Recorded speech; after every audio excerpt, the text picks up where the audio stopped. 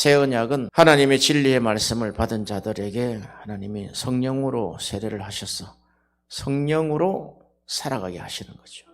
그 자에게 하나님은 날마다 성령의 마심을 통하여 그 마시는 거, 하나님은 우리에게 에덴 동산에서부터 먹고 마시는 것에 대해 말씀을 하셨어요. 무엇을 먹으며 무엇을 먹지 않느냐. 먹어라, 먹지 말라. 그렇게 정해놓으셨단 말이죠.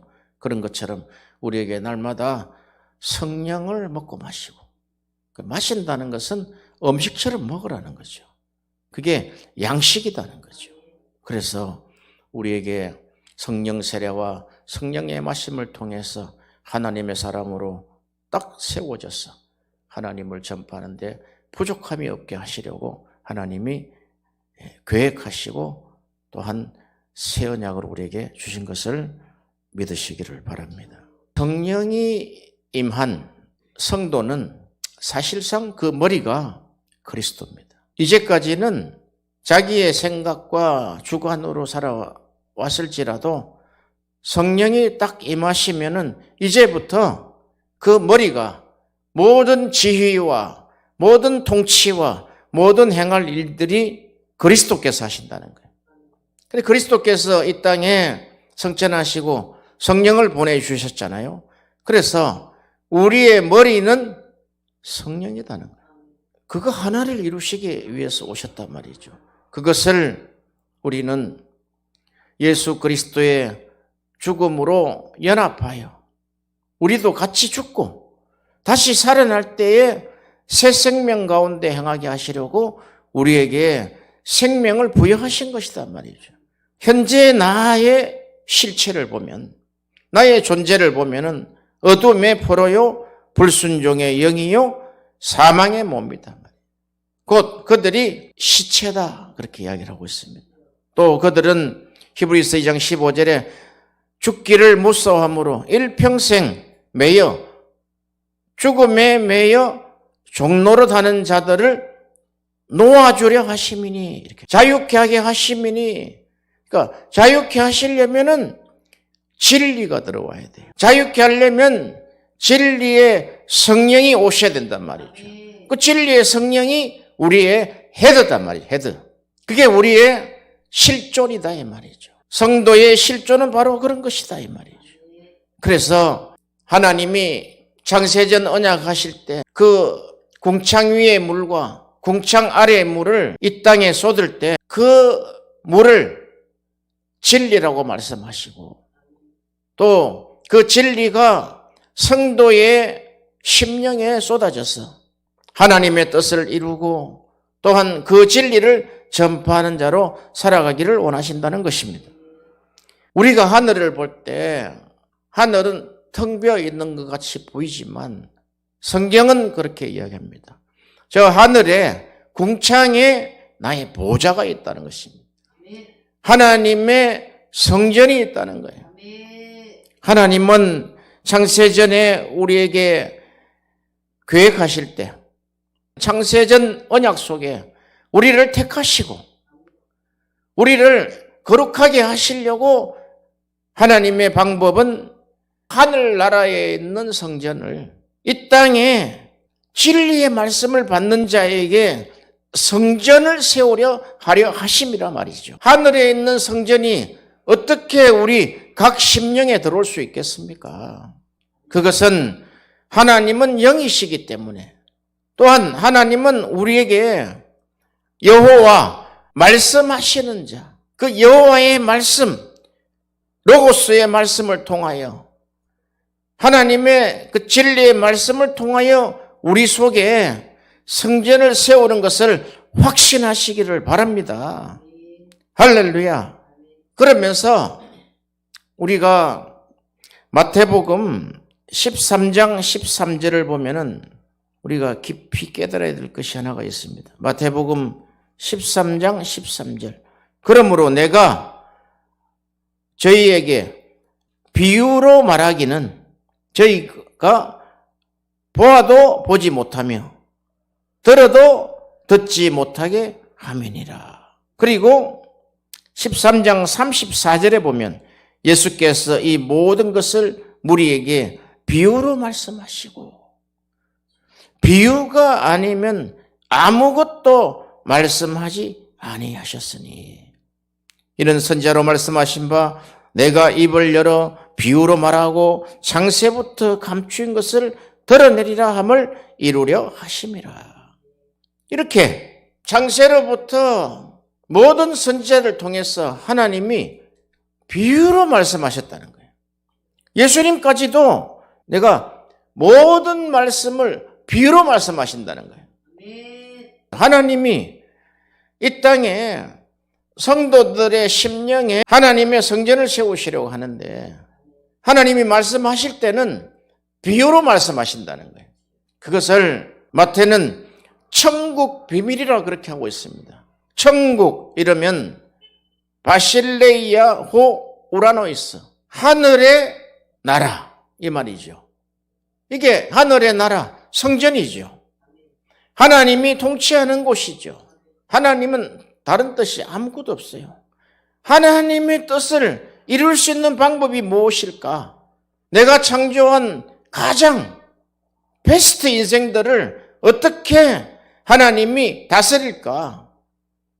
다스릴 수 있는 방법이 하나님이 연합하는 길밖에 없어요. 하나님이 우리 속에 직접 오시는 길밖에 없다 이 말이죠. 그 외에 다른 방법이 있습니까? 다른 방법이 없어요.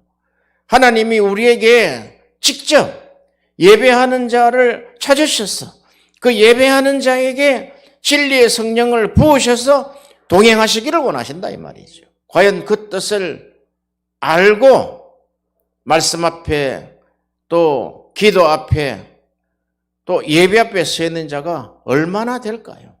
보통 우리는 이랬죠. 하나님, 우리가 예배 드리니까 예배 드린 대한 하나님 앞에 영광 돌린 값을 우리에게 주세요. 복을 주세요. 그런 조건부 인생들이 너무 많다는 것입니다. 그러나 하나님은 그 조건부에 응답하지 않습니다. 하나님의 계획은 이미 너희 심령에 성전을 세워서 너희가 하나님같이 말씀을 받은 자는 곧 신이다 그랬잖아요. 하나님처럼. 그러니까 예수님 이 땅에 오셨는데 예수님처럼 이 땅에서 우리를 살게 하시기 위함이다 이 말이죠. 할렐루야. 그것이 창세전 언약은 이미 완성됐다 이거예요. 하나님. 이미 설계도가 완성됐는데 그 완성된 하나님의 계획, 그걸 묵시라 그러죠. 그 속에 단 한 가지, 우리는 하나님의 성전으로 진리로 연합되고 하나 됨으로써 이제 하늘에 있는 궁창 위에 있는 물이 생수가 쏟아지는 생수를 바라는 그 심령, 하나님의 안에 있는 뜨거운 열정을 바라는 성령의 불로 쏟아내는 그 심령을 하나님이 원하신다는 것입니다. 자, 오늘 우리가 보면 마태복음 6장을 시작을 할 때 구제와 기도와 금식에 대한 우리 기독교의 가장 위대한 본질입니다. 구제하고 기도하고 금식하는 이 세 가지를 떼놓으면은 과연 기독교라 할 수 있을까 할 정도로 우리에게 성령이 오셔서 구제하게 하고 기도하게 하고 금식하게 하시는 이 체계를 우리에게 세우셨단 말이죠. 그래서 하나님의 성전된 자는 1. 구제하고 2. 기도하고 3. 금식하는 거예요. 그런데 자, 우리가 예수님이 말씀하신 비유로 하지 아니하고는 아무 말씀도 하지 않았다는 거예요. 그러면 창세부터 시작해서 계속해서 비유로 말씀했다는 거예요. 비유로. 자, 비유가 무엇이냐면은 헬라어로 파라볼레라는 뜻을 가지고 있어요. 파라볼레 하면 비유, 비사, 은유 이런 단어를 씁니다. 그러니까 이 비유를 쓰신 것은 우리가 마태복음 13장에 보면은 그들이 들어도 깨닫지 못하고 듣기는 들어도 깨닫지 못하고 보기는 보아도 알지 못하리라. 이 백성들이 마음이 완악하여졌어. 그 귀는 듣기는 둔하고 눈은 감았으니 이는 눈으로 보고 귀로 듣고 마음으로 깨달아 돌이켜 내게 고침을 받을까 두려워함이라. 그러나 너희는 들음으로 봄으로 복이 도다. 이렇게 했습니다. 하나님의 계획을 보세요. 하나님의 이 계획은 아무나에게 주시지 않겠다는 거예요. 비유라는 뜻은 봐라, 옆에, 옆으로 이런 뜻입니다. 옆으로 던지다 이런 이야기예요. 하나님의 말씀을 옆에 두다 이런 말씀입니다. 왜 하나님의 말씀을 옆에 둡니까? 우리 심령 안에 쏙 넣어주셔야죠. 성경을 읽는 독자는 교회여야 된다는 거예요. 아니 교회가 아닌데도 성경을 읽고 그게 감명을 받아 산 사람들이 많잖아요. 간디는 평생 산상수훈을 읽었다는 거예요. 도덕책으로. 법정스님도 산상수훈을 예수의 교훈을 너무나 절개했다는 거예요. 무엇으로? 도덕책으로. 그럼 성경은 도덕책입니까? 그리고 이 성경을 교회가 아닌, 교회가 되지 못한 자가 성경을 강의를 하고 있어요. 요한복음을 전편을 다 강의한 사람이 있단 말이죠.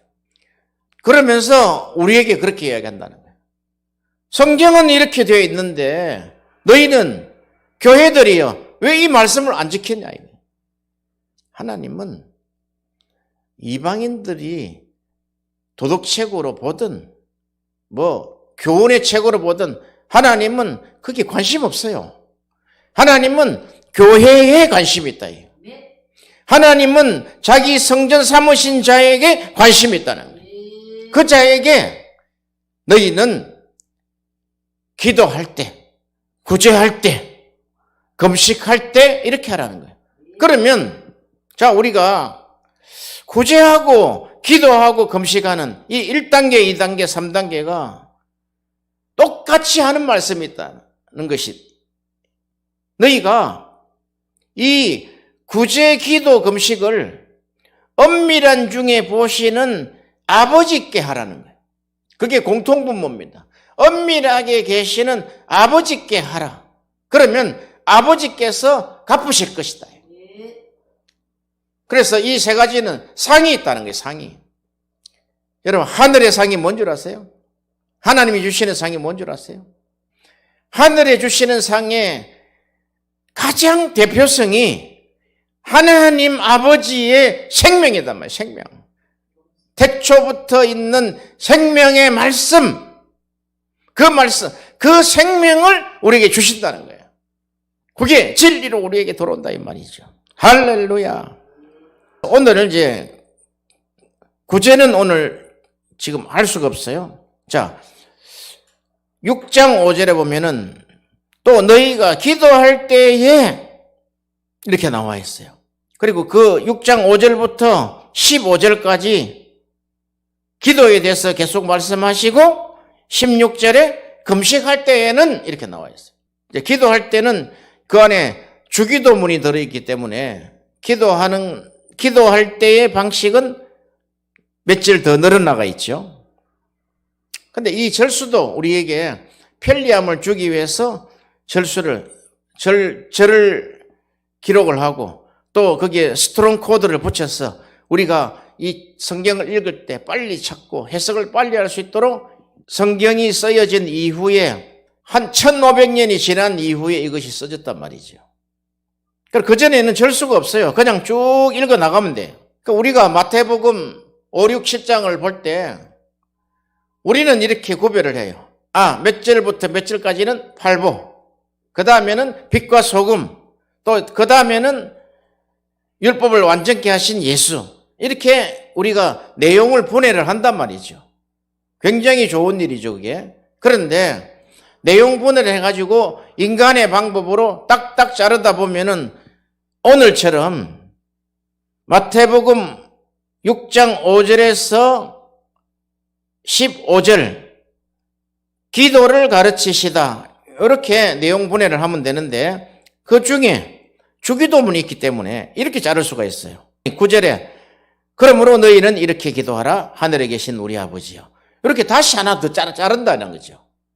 그럼 9절부터 어디까지 자르냐면은 13절까지 대개 나라와 권세와 영광이 아버지께 영원히 있사옵나이다. 아멘 하고 딱 자른단 말이죠. 그러면 여기에 주님이 가르쳐 주신 기도하고 그 다음에는 내용분해가 14절에 너희가 사람의 과실을 용서하면 또 용서하지 아니하면 14절, 15절이 딱 붙어 있어요.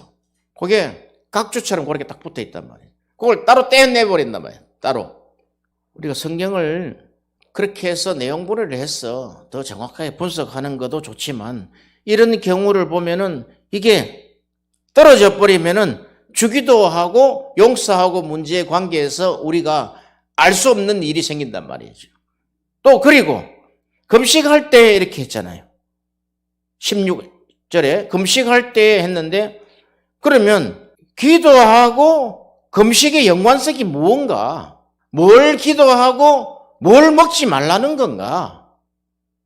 그러면 구제를 하고 기도를 하고 금식을 할 때에 이러면서 이 메시지를 이렇게 쭉 통일해서 쭉 받아보면은 이게 한 메시지다는 것을 알 수 있습니다. 왜 그러냐면 이것이 너희가 구제, 기도, 금식은 아버지께 엄밀하게 하라는 거예요. 엄밀하게 할 때 하나님이 너희에게 생명을 상으로 갚겠다는 거예요. 더 이상 없어요. 우리에게 생명으로 갚는 것보다 더 큰 상이 있겠습니까? 이 땅에서? 확신 아닙니까? 확신. 우리에게 생명으로, 하나님의 생명으로 갚겠다는 것은 우리의 미래의 확신이요. 또한 오늘 우리의 확신이다 이 말이죠. 오늘도 하나님이 나에게 구제, 기도, 금식을 하였으므로 하나님이 나에게 생명을 확신하였으므로 오늘도 내가 생명을 전하는 자가 되었구나. 할렐루야. 이렇게 주님의 말씀을 진지하게 떨어뜨리지 아니하고 진지하게 볼 때 일어나는 이 유익과 하나님의 뜻은 우리에게 밝히 보인다는 것입니다. 로마서 7장 1절 2절에 보면 율법을 남편이라 그래요. 로마서 7장 1절 2절에 형제들아 내가 법하는 자들에게 말하노니 너희는 율법이 사람 살 동안만 그를 주관하는 줄 알지 못하느냐. 남편에 있는 여인이 그 남편 생전에 법으로 그에게 매인바 되나 만일 그 남편이 죽으면 남편의 법에서 벗어났느니라. 이렇게 우리에게는 첫 남편인 율법이 있다 이 말이죠. 우리가 구약에 모세를 통해서 하나님이 주신 것이 율법인데 그 율법으로 받으면 안 된다 이 말이죠. 하나님이 기기묘묘합니다. 하나님은 율법을 법으로 우리에게 선포하셨지만 깊은 하나님의 내용을 보면 이 율법을 하나님이 비유로 던졌다는 거예요. 비유로. 그 예를 제가 말씀드릴게요. 만약 그 문제에 어문이 있다고 생각하는 사람 잘 들어보세요. 창세기 3장에 가면은 선악과가 나오죠. 선악과가 최초 율법임을 여러분 아셔야 된다 이 말이죠. 왜냐하면 선악과는 동산에 있는 각종 실과는 너희가 먹되 중앙에 있는 실과는 선악을 알게 하는 그 실과는 먹지 말라 이랬다. 하지 말라는 거예요. 먹으면 너희들이 정령 죽으리라. 너희의 그 영혼이 파괴되어 버리고 말 것이라는 거예요. 그래서 인류 모든 자들이 선악과를 먹은 후손이므로 모든 사람들이 어둠에 포로되어 있다는 거예요. 불순종의 영이요 사망의 몸이다는 거예요. 이 선악과가 율법이다 말이죠. 율법. 왜? 율법은 정죄의 식분을 가지고 있다 그랬어요. 그러니까 율법은 죄를 정한단 말이죠. 그러니까 율법이 없으면 죄가 뭔지를 우리가 모르잖아요. 그러니까 율법은 죄를 정하기 때문에 최초 먹지 말라 한 것은 바로 그 선악과는 율법이었더라는 거예요. 우리가 고린도전서 10장 7절 8절에 보면은 저희 중에 어떤 이들과 같이 너희는 우상 숭배하는 자와 같이 되지 말라. 기록한 바 백성이 앉아서 먹고 마시며 일어나서 뛰논다 함과 같으니라. 저희 중에 어떤 이들이 가늠하다가 하루에 23,000명이 죽었나니 우리는 저희와 같이 가늠하지 말자. 여기에 고린도전서 10장에 보면은 이스라엘 백성들이 광야에서 광야 노정에 60만 명이 장정 60만 명이단 말이에요. 60만 명이 그 노정 중에 몇 사람만 살아났습니까? 2사람만 살아났단 말이에요. 그럼 결국 우리가 이런 60만 얼마 되지만 60만으로 정해보자고요. 그러면 60만 대 1하는 어떤 비율을 한번 가져보자 이 말이죠. 그럼 60만 대 2의 비율은 60만 명 중에 2명만 가나안에 들어갔더라. 이것은 그냥 비율을 그대로 받아들인 거예요. 그런데 오늘 사도 바울은 이렇게 하잖아요. 사도 바울은 율법을 남편으로 해석을 했단 말이죠. 하나님의 법을 제 첫 번째 남편으로 해석했으면은 그 첫 번째 남편이 죽고 두 번째 남편이 우리에 와야 된다는 이야기단 말이죠. 그럼 두 번째 남편이 뭐냐? 진리단 말이에요. 진리. 복음의 진리가 와야지 그게 우리와 연합할 수 있는, 영원히 갈 수 있는 남편이다. 그런데 이 광야 노중에 60만 명이 다 죽고 2명만 남았다는 거예요. 왜 그랬느냐? 고린도전서 10장 7절에 보니까 기록된 바 백성이 앉아서 먹고 마시며 일어나서 뛰는 담과 같으니라. 그러니까 백성이 먹고 마시는 문제가 우상숭배가 됐다는 거예요. 아니 먹고 마시는 게 어떻게 우상숭배입니까? 사도 바울이 그러잖아요. 율법이다, 율법. 그러니까 너희가 먹는 문제, 마시는 문제에 우상숭배에 걸릴 수 있다는 거예요.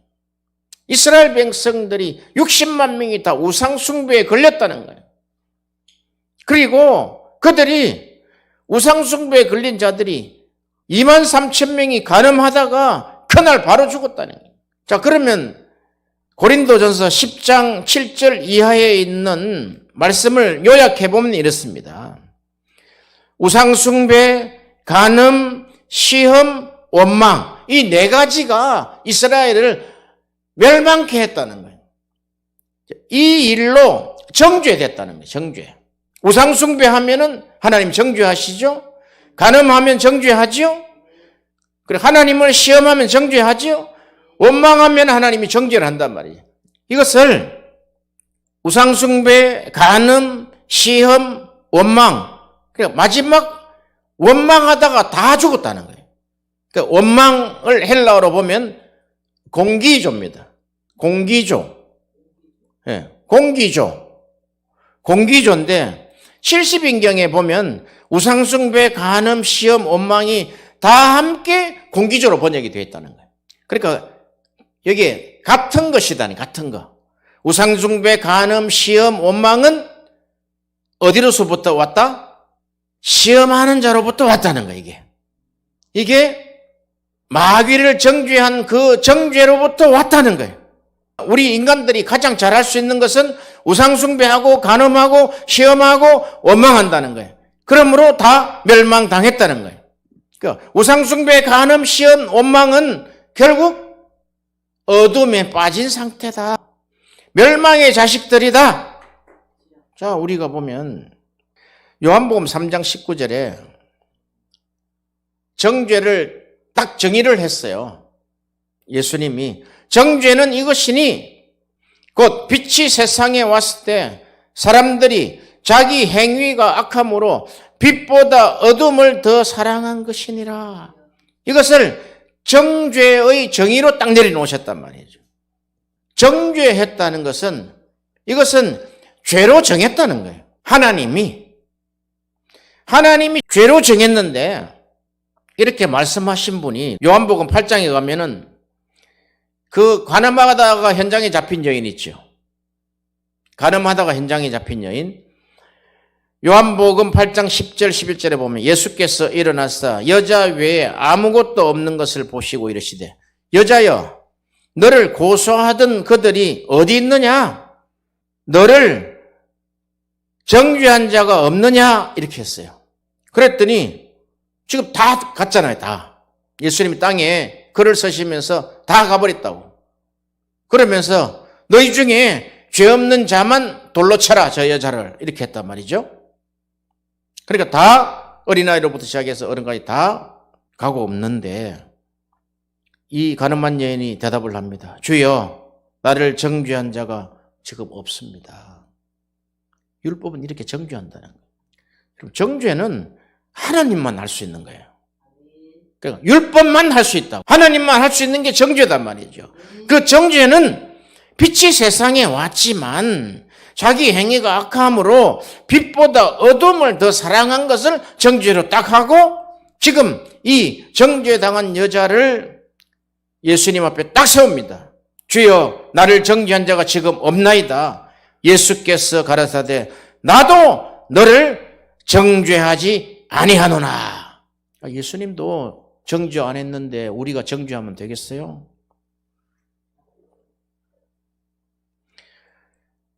나도 너를 정죄하지 아니하노니. 정죄 카타크린도라 그럽니다. 너를 정죄하지 않는단 말이야. 그리고 지금 가라. 가서 다시는 죄를 범하지 말라.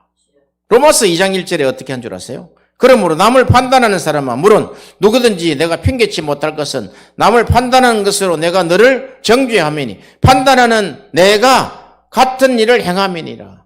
오히려 그 정죄했던 자가 정죄되었다는 거예요. 얼마나 무서운지 보세요. 우리의 판단, 여기 판단은 심판입니다. 가장 사람을 죽이는 것이 정죄다 말이에요. 정죄. 정죄는 죽은 상태를 이야기하는 거예요. 그 판단, 심판하는 것은 심판이 바로 정죄의 역할을 하기 때문에 그 인간이 정죄에 빠진다는 거예요. 남을 판단하는 사람아, 남을 심판하는 사람아, 누구든지 너의 핑계치 못할 것은 남을 판단하는 것으로 너가 판단하는 그 정죄로 말미암아 너를 정죄한다는 거예요. 이게 예수님의 말씀이다 말이죠. 자, 그러면 이 판단하는 자의 판단과 이 정죄하는 자의 정죄는 뭘 먹은 겁니까? 율법을 먹은 거죠. 율법을. 그래서 하나님의 법인 율법도 우리가 그 속 내용을 모르면 정죄한다며. 정죄. 율법은 거룩한 것이다 그랬어요. 율법은 신령한 것이다 그랬는데 그것을 율법은 거룩한 것이구나라고 보이기까지는 많은 단계를 거쳐야 된다 이 말이죠. 그 단계 중에 진리를 통해서 의가 뭔지를 알아야 된단 말이죠.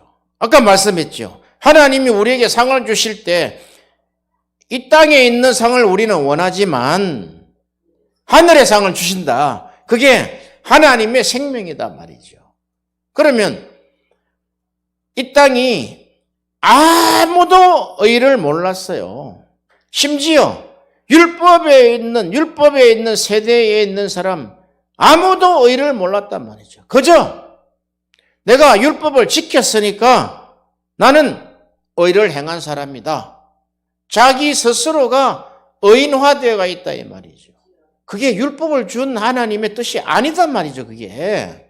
그러면 이렇게 율법을 통해서 죄가 정해진 그 죄를 하말티아라 그런다. 무슨 말이냐면 하말티아는 관역에서 벗어났다. 관역을 벗어남 이 말이다 말이죠. 아니 관역에 쏘아라고 화살을 줬는데 관역을 벗어나 버렸다는 거예요. 그러니까 우리가 율법을 볼 때 율법의 관역은 하나님의 의를 발견하는 거예요. 거룩을 발견하는 거예요. 하나님의 그 거룩함, 경건함, 하나님의 그 놀라우신 계획을 우리가 발견하는 것인데 그것을 관역을 벗어나 버렸단 말이죠. 자, 관역을 벗어난 거하고 아까 파라볼레하고 내용이 비슷한 거예요. 옆으로 던져졌다 그랬잖아요. 그러니까 옆으로 던져졌기 때문에 그들이 율법을 제대로 받아들이지 아니하고, 제대로 받아들인다는 것은 율법을 율법으로 받아들이면 안 된다는 이야기예요. 율법 속에 있는, 그러니까 겉으로 드러난 율법이 아니라, 또 예수님이 말씀하시는 겉으로 드러난 비유가 아니라, 옆으로 던진 말씀이 아니라 그 안에 진이 속뜻이 무엇인지를 우리가 알아야 된다 이 말이죠. 그러면 이게 관역이 빗나가면 우상숭배, 간음, 시언, 원망이 1, 2, 3차로 해서 멸망당한다는 거예요. 자, 그러면은 주기도를 가르치시고 나라와 권세와 영광이 아버지께 영원히 있사옵나이다. 아멘 하고, 그 다음에 너희가 사람의 과실을 용서하면 너희 천부께서도 너희 과실을 용서하시려니와 너희가 사람의 과실을 용서하지 아니하면 너희 아버지께서도 너희 과실을 용서하지 아니하리라. 여기에 지금 사람의 과실이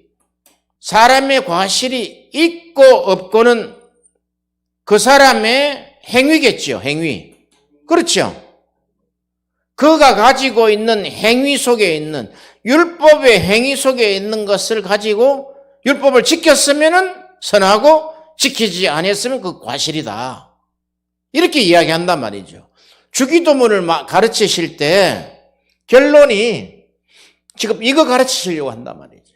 이게 안 보이는 구절이에요, 이게. 그냥 주기도문 끝나고 두 절 그냥 톡 붙여주는 것이 아니다, 이 말이죠. 너희가 하나님의 뜻을, 그러니까 프로스코마이, 하나님으로부터 온 뜻을 너희가 하나님 앞에 기도했다면, 그것이 이루어지기를 기도했다면은 너희가 율법 안에 있으면 안 된다는 거예요. 율법은 완전케 됐다 그랬잖아요. 그렇죠? 지금 율법을 완전케 된 마태복음 5장 17절 이하의 지금 말씀이단 말이죠. 계속 이 말씀이 끝에까지 율법하고 연관된 말씀을 가지고 간단 말이죠. 결국 예수님이 이 땅에 오신 것은 하늘나라 성전에 있는 하나님의 진리의 말씀을 우리에게 주고 싶은 거예요. 그런데 인간들은 이런 기도를 하면서도 사람의 과실을 용서하지 않는다는 거예요. 자, 여기서 과실 이러면은 이게 성경에 과실, 죄로 번역을 한단 말이에요. 죄로. 파라토마. 그러니까 파라토마가 과실인데 너희가 이 과실을 용서하지 아니하고 정죄하면 죄가 된다니, 죄가. 너가 율법의 사람으로 정죄되었기 때문에 너가 지금 또 정죄한다는 거예요. 율법이 율법을 낳고 율법이 정죄를 하고 정죄가 정죄를 낳고 정죄의 직분이 또 정죄의 직분을 낳고 정죄하는 그런 우리 인간 세상의 파괴자가 된다, 이 파괴자. 얼마나 무섭습니까? 여기 우리가 주기도 안에 또 다른 용서가 있어요. 6장 11절에 우리가 우리에게 죄 지은 자를 사하여 준 것 같이 우리 죄를 사하여 주옵시고, 우리에게 죄 지은 자, 여기에 죄 지은 자는 오페일레마타, 빚이라도 빚. 오페일레마타. 오늘 지금 죄에 대해서 지금 헬라어가 세 가지를 이야기하죠. 과실로 이야기하는 파랍토마, 그리고 원래 하나님이 정죄한 죄는 관역을 못 맞춘 죄, 하말티아, 그리고 주기도문에 나와 있는 오페일레마타. 이것은 빚이단 말이에요, 빚. 그러면 이렇게 봅시다. 이거를 하말티아로 읽어버리면은, 자, 우리가 우리에게 하말티아의 죄를 지은 자를 사하여 준 같이. 아니, 사람이 하나님의 정죄한 정죄의 죄를 지을 수 있겠어요? 이것은 빚이라는 게 빚. 빚졌다는 게 빚. 오페일레마타 또는 오페일레마. 그것은 빚이라는 거예요. 빚은 갚으면 된다 이 말이죠. 그 가장 큰 빚, 사랑의 빚 아닙니까? 사랑의 빚. 자, 그럼 이렇게 보면 돼요.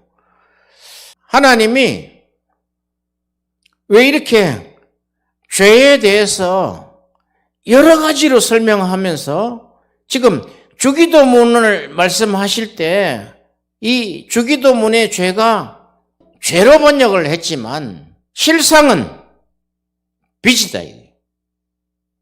그러면 빚을 지고 안 갚으면 죄가 된다. 이런 말이에요. 성경을 우리가 잘 봐야 돼요. 너가 과실을 행하고 그 과실에 대한 사죄가 없으면 죄로 정한다는 거예요. 지금 세계적으로 미투가 대유행이잖아요. 한국에도 대선 주자가 미투 때문에 완전 몰락한 사건이 있잖아요. 그게 세 사건이 있단 말이죠. 과실. 파라토마단 말이에요. 누구나 그 과실을 저지를 수 있는 거죠. 그러니까 성경은 그렇게 이야기해요. 정죄의 직분에 영광이 있다는 거예요. 정죄의 직분에도 영광이 있으면 의의 직분은 그 영광이 얼마나 더 클까? 이렇게 했어요. 그러니까 그 정죄의 직분의 영광은 하나님께 영광을 돌리는 것이 아니고 자기가 만족하는 거예요. 자기의 만족함. 사람을 정죄하는 것처럼 만족감이 있습니까? 남을 막 씹을 때 얼마나 재밌습니까? 그런 것이다 이 말이죠. 그런데 지금 이 마태복음 5, 6, 7장은 교회에게 지금 하신 말씀이라고 말이죠. 제자들에게 하시는 말씀이다 말이죠. 최소한 너희들은 세상의 빛이기 때문에 세상에 소금 언약을 가진 자이기 때문에 너희들은 그 빚을 받으려고 하지 마라. 너희에게 잘못한 그 빚, 그러니까 그 빚이 보세요. 내가 받을 것이 있다면은 그게 빚이잖아요. 상대편에서. 그러면 상대편이 나에게 과실을 저질렀어요. 그럼 내가 항상 가지고 있는 것이 언젠가는 내가 저놈을 다시 한번 내가 씹어야 되겠다. 빚을 가지고 있다 이 말이죠. 그래 이게 최소한 교회인 너희들은 너 그런 과실의 빚을 가지고 있지? 그거 사해, 용서해 이런 말이에요. 그러니까 그 용서는 성령 세례 성령을 마시지 않은 자는 용서할 수 없어요. 용서라는 뜻 안에 보면은 용서라는 뜻을 가지고 있지만 원뜻 안에는 떠나가다 이런 뜻이 있어요. 그 과실과 그 사건과 그 아픔에서 그냥 떠나가는 거예요. 묵인이 아닙니다. 참는 것이 아니다 말이죠. 우리는 잠깐 참고 또 내가 벼르고 묵인하고 너 이번에 한 번이야? 너 두 번째야? 이렇게 수를 세는 것이 아니라 그로부터 떠나버린다. 이게. 어디로? 그 정죄로부터 떠나서 의로 간다. 의로. 자, 우리가 보세요. 이 정죄를 통한 죄가 없으면 예수님 말씀하셨죠? 정죄는 빛을 사랑한 것이 아니라 어둠을 사랑한 것이다 그랬죠? 그 어둠을 사랑한 것이 정죄인데 그것이 어둠을 사랑한 것이 죄다 말이에요. 죄. 빛이라는 관역을 맞춰야 되는데 어둠을 사랑했다. 딱 정죄가 나왔단 말이죠. 그 정죄가. 그러면 그 정죄인 어둠을 알게 하려면 뭐가 와야 돼요? 빛이 와야 되겠죠. 그것이 하늘로부터 온 의다 이 말이에요. 하늘로부터 온 의. 그러니까 정죄된 죄가 없으면 의를 알 수가 없어요. 인간이. 우리 인간이 그렇다고. 우리 인간이. 죄를 지어본 사람이 의를 필요로 하듯이 그 정죄된 현장에서 간음하다가 붙잡힌 여인 얼마나 지금 비참합니까? 완전히 그냥 그것은 1도 변명할 수가 없어요. 딱 잡혀왔기 때문에. 그런데도 예수께 나오면은 정죄하지 않는다는 거예요. 왜? 죄를 정하지 않았다는 그걸 가지고. 너 인생이 과실이야 그게. 율법에는 정죄하지만 예수님의 눈에는 그럴 수 있다는 거예요. 아니면 이 세상 사람들 다 영창당해야 되겠죠. 그러니까 이 예수님이 보신 율법은 정죄하고 또 정죄하고 손에 돌을 들고 지금 죽이려고 하고 있지만 예수님은 그들을 정죄한 그들을 다 쫓아내고 너희들이 지금 정죄당한 자야 하고 다 쫓아내고 그 여인 앞에 너희를 정죄한 자가 있느냐? 없습니다. 하나님이 나도 너를 정죄치 아니하노라. 그러나 가서는 다시는 죄를 짓지 말라 그랬단 말이에요. 지금 그 내용에 죄 없는 자는 나에게 돌을 쳐라. 그런 것만 이야기하죠. 왜? 그것은 껍데기 도덕책으로 봤기 때문에 그렇단 말이죠. 안에 깊은 내막으로 보면은 하나님의 의가 뭔지를 우리가 조금 알게 된다 이 말이죠. 하나님의 의는 우리가 이 땅에 어둠이 없으면, 이 땅에 죄가 없으면은 아무도 의를 깨달을 수가 없어요. 그냥 처음부터 하나님이 천지 만물을 우주를 창조하시고 하나님 나라로 탄생하는 자마다 다 천국에 그냥 들어오게 하셨다. 그러면 죄를 모르고 의를 모르는 거죠. 그러나 우리가 창세기 1장 1절 2절에 보세요. 태초에 하나님이 천지 만물을 창조하셨는데 땅이 혼돈하고 공허하며 흑암이 깊음 위에 있게 하셨단 말이죠. 그게 하나님의 계획 기가 막힌 거죠. 그런데 뭐가 운행하세요? 성령이 수면 위에 운행하신단 말이에요. 이 지금 현실이 똑같단 말이에요. 지금 예배를 드리는 현실이 똑같단 말이죠. 위에 있는 물을 내려주시지 않으면 답변할 길이 없어요. 이 땅이 지금 전부 어둠인데 우리가 다 어둠에 속한 자인데 그러니까 우리도 보면은 그 빛을 보면서 한 발자국 나가고 이게 내가 잘못됐구나.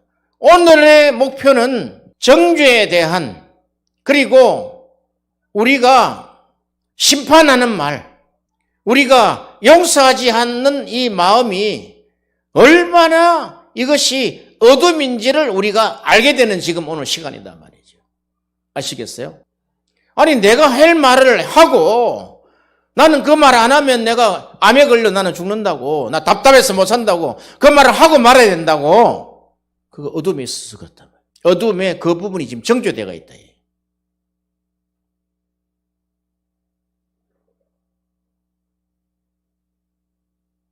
로마서 5장 16절에 보면은 이 선물은 범죄한 한 사람으로 말미암은 것과 같이 아니하니 심판은 한 사람을 인하여 정죄에 이르렀으나 은사 이 선물은 많은 범죄를 인하여 의롭다 하심을 이름이라.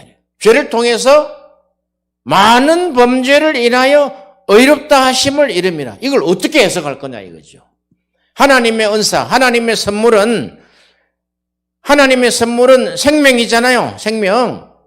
하나님의 생명은 많은 범죄를 인하여 의롭다 하심을 이름이라. 그러니까 죄에서 의로 이른다는 거야. 하나님의 눈으로 보면 이래 보세요. 하나님의 눈으로 봤을 때 죄와 의는 동전의 앞과 뒤라는 거예요. 같은 것이다. 같은 거. 죄를 하나님이 생명을 주시고 성령을 부으시면은 딱 의로 변한다는 거예요. 세상 구조가 그렇다는 거예요. 그런데 우리가 그걸 정죄하고 있어요? 네가 정죄된 거야. 네가 어떻게 하나님이 돼? 너가 사람을 왜 정죄해? 너가 하나님이냐? 마귀가 정죄하지. 마귀가. 우리가 교회를 10년, 20년, 30년, 40년, 50년을 다녀도 입이 고쳐지지 않는 사람은 성경을 모르는 거예요. 하나님의 의를 경험하지 못한 거예요. 히브리서 5장 11절에 멜기세덱에 관하여는 우리가 할 말이 많으나 너희의 듣는 것이 둔함으로 해석하기가 어려우니라. 자, 이렇게 보세요. 우리가 성경을 봐도 해석이 안 된다는 거예요. 멜기세덱을 해석을 못 한다는 거예요. 그런데 여기에 말씀의 뜻은 멜기세덱은 하나님의 이 땅에 내려오신 그리스도다 이 말이에요. 그리스도. 아브라함을 축복한 자니까. 멜기세덱에 관해서 우리가 할 말이 많으나 너희의 듣는 것이 둔함으로 보는 것이 약하고 듣는 것이 둔함으로 해석하기 어려우니까 그냥 옆으로 제쳐놔. 때가 오래므로 너희가 마땅히 선생이 될 터인데. 지금 보세요. 때가 오래됐다는 거예요. 너희가 지금 이 정도도 해석이 안 되는데 신앙생활이 이렇게 오랜 시간을 가지고 했는데도 너희가 마땅히 선생이 될 터인데 너희가 다시 하나님의 말씀의 초보가 무엇인지 누구에게 가르침을 받아야 할 것이니 젖이나 먹고 단단한 식물을 못 먹을 자가 되었도다. 너희가 날마다 젖만 먹는다는 거예요. 여기에 젖은 신령한 데도 이야기하는 게 아니에요. 그러니까 아이들 맨날 젖만 먹는다는 거예요. 이게 율법에 젖만 먹는다는 거예요. 겉으로 드러난 해석만 본다는 거예요. 사전적 해석만 본다는 거예요. 그러므로 단단한 식물에 그 안에 하나님이 말씀하시고자 하는 그 본 뜻을 너희들이 알지 못한다는 거예요. 왜? 해석이 둔하기 때문에. 해석이 둔한 건 눈이 가리었고 듣는 것이 약하기 때문에 안 된다는 거예요. 30년, 40년, 50년 된데도 그 사람 입에 말을 보면은 저 사람이 지금 율법의 때를 지나가지고 진리를 맛본 자구나. 자유한 자구나. 여러분, 자유한 자는 어느 사람도 얽매게 하지 않고 자기도 얽매지 않단 말이죠. 그럼 자기는 자유하고 싶고 남들은 얽매고 싶다면은 남을 정죄하고 심판한다면 그 자유가 반쪽 자유다는 거예요. 빛이 아직까지 오질 않았다는 거예요. 말로만 자유다는 거예요. 우리가 창세전 언약에 그러잖아요. 창세전 언약을 하실 때 하나님이 씨 맺는 채소와 열매 맺는 과실을 맺는 과목 이제 맺으라 그랬어요. 그리고 그 씨가 창세전부터 시작해가지고 그게 시작이 됐다는 거예요. 그러니까 지금 현재 우리가 보세요. 현재 우리가 선대의 씨로부터 당대에 오게 되고 당대의 씨가 후대로 가는 거잖아요. 율법의 정죄에 대한 자유, 율법의 정죄를 지난 진리의 자유가 우리 당대와 후대에게 내려가기를 바랍니다. 그리고 히브리서가 지금 그런 이야기를 하는 거예요.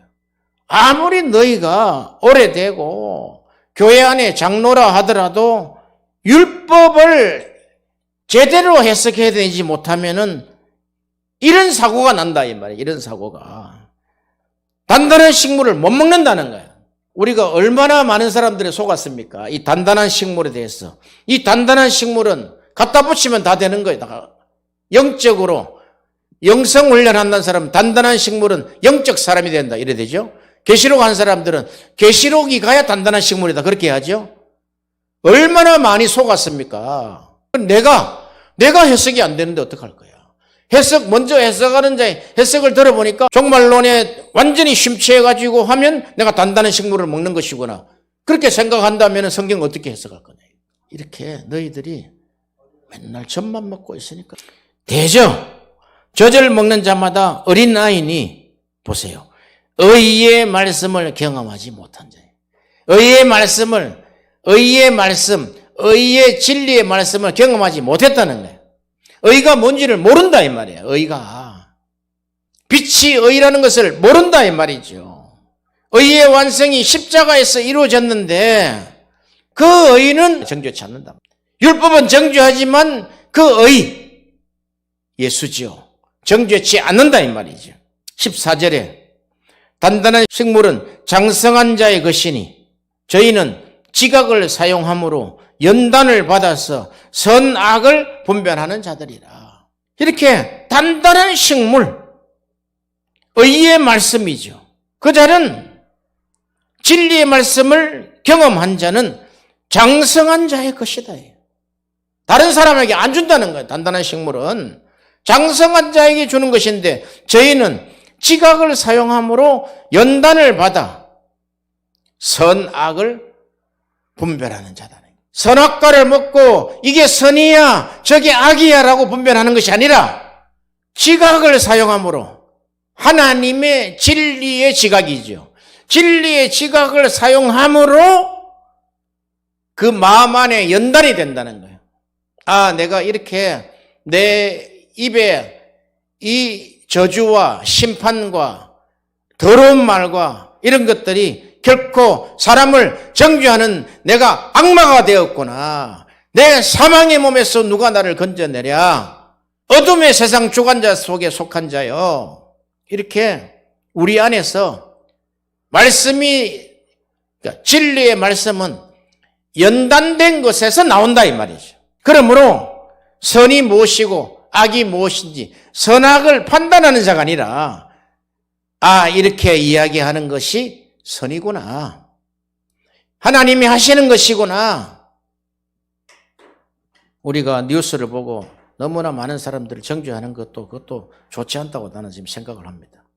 막 화가 나고 이렇기 때문에 툭 튀어나가는데 그런 것들이 자꾸 내 마음 안에 인식과 각인이 되면은 아주 못된 사람이 된다 이 말이에요. 정말 고칠 수 있도록 하나님 은혜를 내려주옵소서. 이게 다 그 정죄의 씨를 뿌려가지고 편을 갈라가지고 온 세계를 그냥 좌편 우편으로 다 만들어가지고 하는 이 악의 무리들을 통해서 그들에게 다 지금 농락을 당하고 있단 말이죠. 좌는 좌대로 우는 우대로. 그들이 무슨 성령이 있겠어요? 그들이 무슨 진리를 가지고 있겠습니까? 그들이 무슨 생명이 있겠습니까? 그들은 정죄당한 자입니다. 그들은 하나님이 마귀를 정죄한 그 정죄에 빠져 있다 이 말이죠. 고치지를 않습니다. 그 세상이 이런 거죠. 하나님은 모든 것을 선하게 지었었는데 인간이 악하고 정죄해서, 그래서 예수님이 오셔서 하신 말씀이 인간 세대를 보고 이 코스모스 세대를 보고 악하고 엄난한 세대다 그렇게 이야기했단 말이죠. 히브리서 6장에 들어가면은 그러므로 우리가 그리스도의 도의 초보를 버리고 죽은 행실을 회개함과, 그래 이런 게 죽은 행실이다 이게. 이 도의 초보다는 거예요. 하나님에 대한 신앙과 그 하나님에 대한 신앙들이 완전 지금 스위치가 잘못 꽂혀 있다는 거예요. 세례들과 안수와 죽은 자의 부활과 영원한 심판에 관한 교훈의 털을 다시 닦지 말고 완전한 대로 나아갈 진리라. 딱 완전한 대로 딱 진리에 도착을 해야 된다 이 말이죠. 그런데 요 3절에 보세요. 하나님께서 허락하시면 우리가 이것을 하리라. 이거 너무나 귀한 말씀이에요. 이거 우리가 한다고 됩니까? 안 돼요. 하나님이 허락하니 우리가 그렇게 심판하고 정죄하는 것이 우리가 하나님 앞에 정죄되어 있는 부분이란 말이에요. 우리가 구원받은 진리의 삶을 산다고 하지만 부분적으로 그런 어둠들이 지금 깔려 있단 말이죠. 그래서 하늘로부터 온 의는 우리가 경험한 만큼만 선악을 분별한다 이 말이에요. 그냥 뭐 위에서 물 쏟듯이 확 쏟아져 가지고 우리 속에 싹 다 들어옵니까? 맞는 거는 맞고 떨어져서 밖으로 나가는 건 나간다 이 말이죠. 그래서 주님이 이 땅에 오셔서 그 의를 설명하고 용서를 설명하고 또 그 죄를 설명하는데 여러 가지 다양한 방법으로 우리를 이해시킨단 말이에요. 아니면 딱 한마디로 끝나버리죠. 그런데 우리 각자 하나님이 우리에게 양심을 주시고 우리를 창조하셨기 때문에 이 다양한 방법으로 설명하지 않으면은 그것이 온전한 해석이 안 된다는 거야. 우리가 누가복음에 보면 잃어버린 드라크마 비유가 있죠. 드라크마 비유는 드라크마 누가 찾으러 갑니까? 주인이 찾으러 간다고. 그래서 주인이 허락하시면 우리가 이것을 할 수 있다는 거예요. 주인이 찾아가야지 회개할 수 있다는 거예요. 찾을 수 있다는 거예요. 그러면서 히브리서 기자는 그럽니다. 한번 비침을 얻고 하늘의 은사를 맛보고 성령에 참여한 바가 되고 하나님의 선한 말씀 내세의 능력을 맛보고 타락한 자들은 다시 새롭게 하여 회개할 수 없나니 자기가 하나님의 아들을 다시 십자가에 못 박아 현재의 욕을 보임이라. 이렇게 딱 잘라놨단 말이죠. 절대로 갈 수 없는 길이다 이 말이죠. 그런데 마귀는 이끌어간단 말이에요. 마귀는 이끌어가서 또 어둠으로 끌고 들어간단 말이죠. 그러나 하나님이 허락하시면은 다시 우리가 이것을 할 수 있는 거예요. 그래서 우리가 하나님 앞에 기도한단 말이죠. 성경의 지혜를 한번 보세요. 죄로 번역하고 빚으로 읽고 죄로 번역했지만 과실로 읽고 하는 그런 지혜를 보세요. 정죄되어야 할 용서, RPM이라고 그래요. RPM이. 이것은 아까 떠나가다. 그러니까 이 용서를 우리가 하는 것이 아니라 진리의 말씀이 오면은 그냥 그 상황을 떠나가 버리는 거예요. 넘어가 버린다 이 말이죠. 할렐루야. 왜 그러냐? 빚과 과실은 죽을 죄는 아니지 않습니까? 그런 이야기다 이 말. 빚과 과실은 딱 뒤집으면은 빛이 된다 이게. 여기 빚과 과실은 어둠이거든 사실. 어둠을 그러면 빚과 과실을 계속해서 살아가는 자는 하나님 정죄해 버려요. 그러나 빛을 사랑하는 자, 이게 내가 정말 잘못된 거였네. 하나님 이게 해석은 죄로 번역이 됐지만 이게 빚이었군요. 나도 빚지고 있는데, 나도 여러 사람이 빚지고 있는데 또 내 빚진 자를 내가 정죄하고 이거 잘못됐습니다 하면 하나님이 빛으로 딱 변하게 한다. 빛으로 나타나게 한다는 거예요. 그게 진리의 위대성이다 이 말이죠. 그러므로 우리가 죄하면 율법이 생각나듯이 구약 속에서도 에스겔 36장 25절에 이제 하나님이 새 마음을 주실 것이다 했죠. 그게 성령 세례할 때 지난주에 했단 말이죠. 하나님이 우리에게 맑은 물로 씻어 우리를 정결케 해서 우리에게 새 마음을 주신다 했다. 요 새 마음이 뭐냐? 죄를 죄로 보지 않는 마음. 선과 악을, 그러니까 선악을 판단하는 마음이 아니라 선악을 하나로 보는 마음. 빛이 들어가면은 이게 정죄가 풀린다는 거예요. 빛이 들어가면 진리를 깨닫는다는 거예요. 우리가 아무리 용서하고 싶어도 안 되는 것은 율법 아래에 있기 때문에 그렇답니다. 성경이 그렇게 되어 있어요. 우리가 율법 아래에 났기 때문에 아무리 용서하고 싶어도 안 된다는 거예요, 용서가. 주기도문 하면서 주기도문 안에 용서가 4번 나와요, 기도 안에. 그럼 기도할 때 뭘 하라는 거야? 남의 과실과 빚을 용서해라는 거야. 니도 빚진 것이 뭐 남을 탓하고 있냐 너가. 너도 어두운데 왜 어두운 자를 정죄하냐 이거지. 그것이 하나님의 자녀로서 교회가 할 일이냐 이게. 그럼 용서가 그러면 그런 상황 우리가 일단 넘어갑니다. 참습니다. 다음엔 하지 마세요. 그런 게 아니다는 거예요.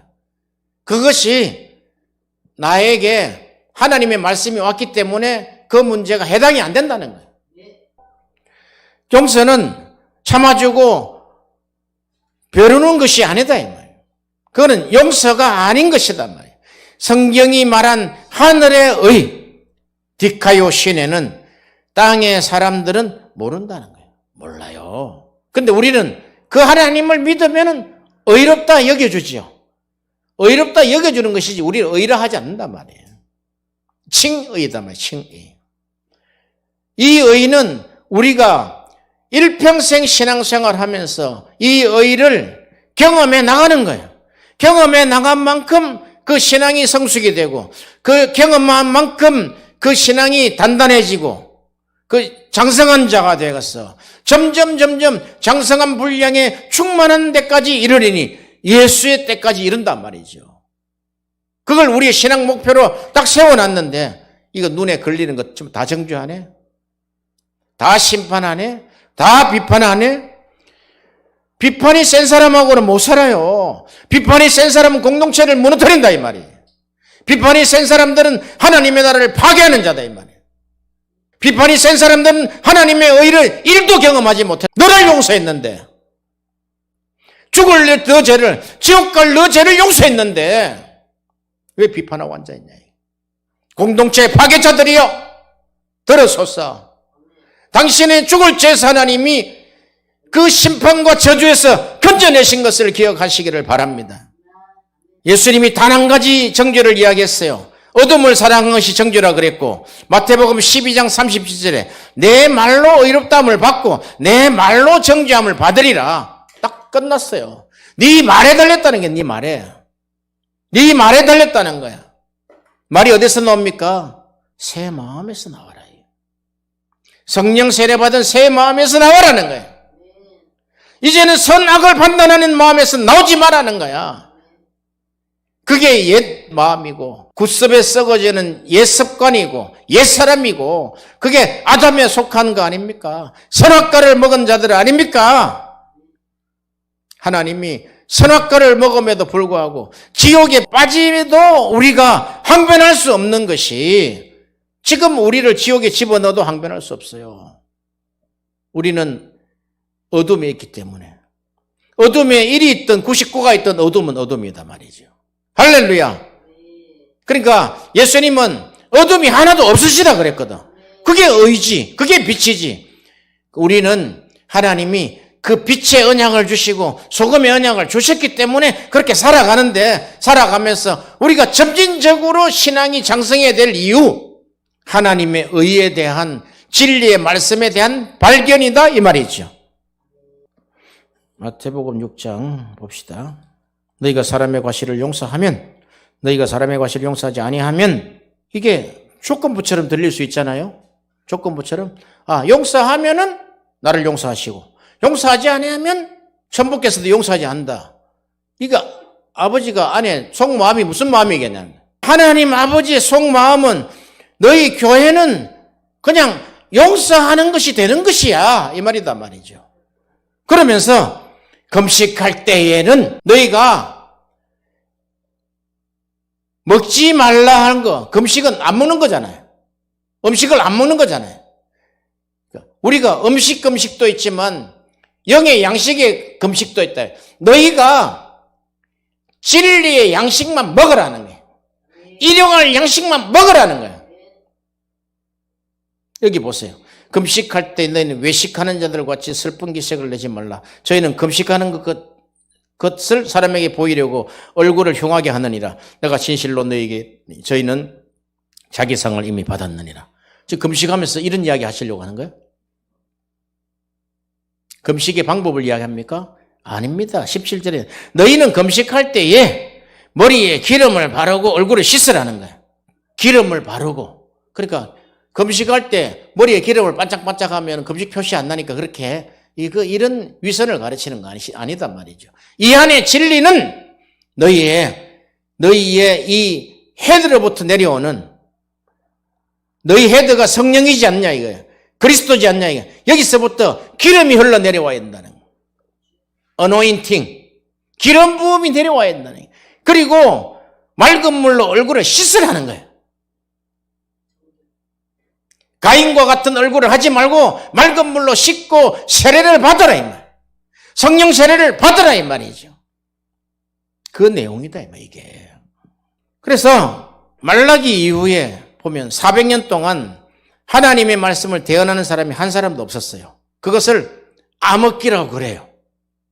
그것을 어둠의 시대라 그럽니다. 그게 예수님 오실 때까지 그게 계속 이루어졌으니까. 그러니까 빛이 왔지만 그 빛을 그리스도를 아무도 알아보지 못했다 그랬어요. 그러나 영접하는 자 그리스도죠. 그러면 지금도 우리는 어둠 가운데 있습니다. 왜? 1도 어둠이고 2도 어둠이고 99도 어둠이니까. 조금 변했을지 몰라도 큰 틀에서는 다 안 변했다는 거예요. 네?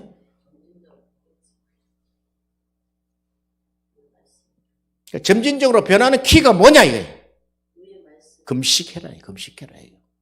금식해라. 굶으라는 이야기를 지금 합니까 예수님이? 신랑하고 같이 있을 때는 굶지 마라 그랬어요. 신랑이 없을 때 금식해라 그랬단 말이에요. 신랑이 있을 때는 신랑이 양식을 준다는 거야. 남편이 율법의 양식을 주는 것이 아니라 진리의 양식을 준다는. 그러므로 진리의 양식을 날마다 구해라는 거예요. 우리가 안 변한 것을 보면 우리가 알 수 있어요. 내 스스로도 알 수 있어요. 외부의 자극이 살짝 들어오면 안 변했다는 것을 알 수 있어요. 외부의 자극이 딱 나를 치고 들어오면 아닌 척하고 우리가 감추고 있어서 그렇지. 아하, 내가 아직 안 변했구나. 이런 자각이 모든 어둠이 빛으로 향하면 빛이 된다 그랬어요. 그걸 깨달음이라 한다. 내가 결국은 진리의 말씀, 빛을 날마다 먹고 마셔야 되겠구나. 성령 세례가 빠진 교회, 성도, 나 자신 생각할 수 없어요. 성령으로 세례를 부어주셔야 돼요. 단회로 끝난다고요? 속지 마세요, 여러분들. 그게 무슨 의식입니까? 그건 우리 신앙생활의 근본이단 말이에요, 근본. 자, 이런 거예요. 그리스도께서 왜 용서를 하라 그러고, 왜 용서를 해 주셨는지, 왜 용서를 주셨는지, 또 우리를 왜 용서하셨는지, 그 내용을 알았을 때 우리에게 나타나는 현상은 아무런 의미가 없습니다. 용서하라 말아가 아무 의미가 없다니까. 내가 지금 의를 발견했어. 의로 가는데 그 무슨 상관이 있어요, 그게. 그럴 수 있는 거지 뭐. 예배 드릴 때 줄 수 있는 거지 뭐. 헌금 떼먹을 수 있는 거지 뭐. 그걸 정죄할 제목은 아니다 이 말이에요. 근데 우리는 정죄한다 이거예요.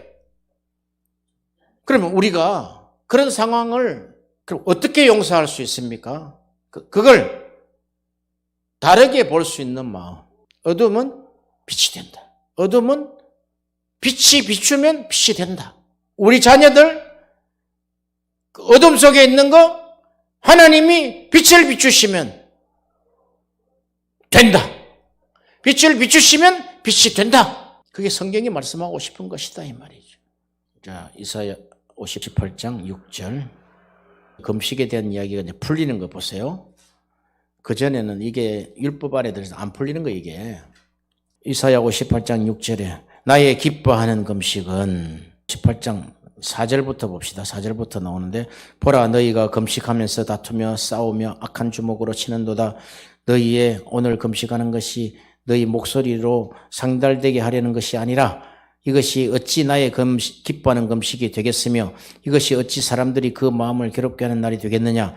그 머리를 갈대같이 숙이고 굵은 배와 죄를 펴는 것을 어찌 금식이라 하겠으며 여호와께 연락될 날이라 하겠느냐. 나의 기뻐하는 금식은 어떻게? 흉악의 결박을 풀어주며 우리 속에 이 어둠의 결박을 풀어준다는 굶는 거 아니다네. 굶는 거 아니다니까. 금식 율법을 금식하고 진리를 먹으면 그러니까 성경은 전부 먹고 마시는 게 다 나와 있단 말이에요. 그걸 우리에게 비유로 던진다. 이게 바라볼래 옆으로 던져놓으면은 진리가 있는 자는 받아들인다. 이게. 너희가 봄으로 들음으로 너희는 복이 있는 자도다. 그랬죠? 금식은 흉악의 결박을 풀어주며 멍에의 줄을 끌어주며 다 흉악한 결박에 지금 묶여있다는 거예요. 지금 어둠에 있는 사람들이. 그게 안 풀려서 그렇다는 거예요. 이 눈이 열리기를 바랍니다. 멍에의 줄을 포로처럼 묶여있다는 거예요. 이게. 압제당하는 자를 자유케 하며 모든 멍에를 꺾는 것이 아니겠느냐. 또 줄인 자에게 내 식물을 나눠주며 이게 구제입니까? 구약을 보면은 율법으로 보면 구제예요. 그러나 줄인 자에게 내 식물을 나눠준다는 것은 율법의 사람들에게 진리를 나눠주는 것을 이야기한단 말이죠. 유리하는 빈민, 오고 갈 데가 없고 인간의 살아야 존재 이유를 모르고 어디로 가야 될지 모르는 유리한 빈민을 내 집으로 들이는 것이며 내 집에 내 창고에 양식이 있으니까 그거 아니겠어요. 벗은 자를 보면 입히고 권력을 피하여 스스로 숨지 않는 것이 아니하겠느냐. 이걸 그냥 서전적으로 해석을 해보세요. 하나도 유익되게 없는 그냥 짐만 된다고. 짐만. 얼마나 짐이 되겠어요. 흉하게 결박을 풀어주러 가야 되고 멍해줄을 끌어주러 가야 되고 또 압제당하는 자를 자유케 하고 모든 명예를 꺾고 줄인 자에게 식물을 나눠주고 유리한 빈민을 내 집에 드리고 벗은 자를 보면 입히고 교육을 피하여 스스로 숨지 아니하는 것이 아니하겠느냐? 그래 놓고 열심히는 일했는데 돌아서 가지고 사람 앞에는 이야기 안 하고 너무 힘들어서 신앙생활 못하겠다 이런다니. 내가 올해는 이제 직분을 내려놔야 되겠다. 너무너무 지금 이 사역이 너무너무 힘들다. 하지 마! 그렇게 하라는 게 아니다니까. 하지 말라고. 너가 지금 진리를 모른다, 진리를. 자, 보세요. 8절에 그리하면 내 빛이 아침같이 비칠 것이요 너의 치료가 급속할 것이니 너의 의가 내 앞에 행하고 여호와의 영광이 내 뒤에 호위하리니 너가 부를 때 여호와께서 응답하겠고 내가 부르짖을 때 말하기를 내가 여기 있다 하리라.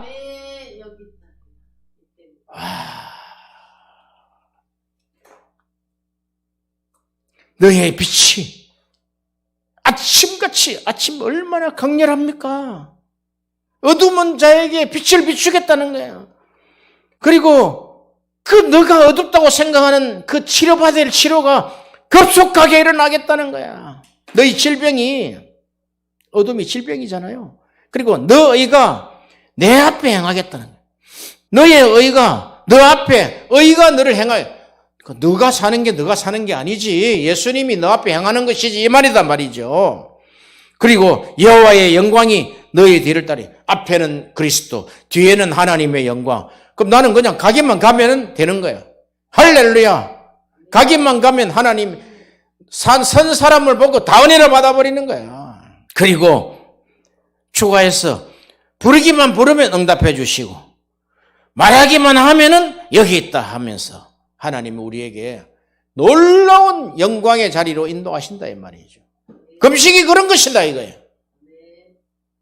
율법적 금식은 내려놓으시고 진리로 날마다 일용할 양식을 먹으시기를 축원합니다. 아멘.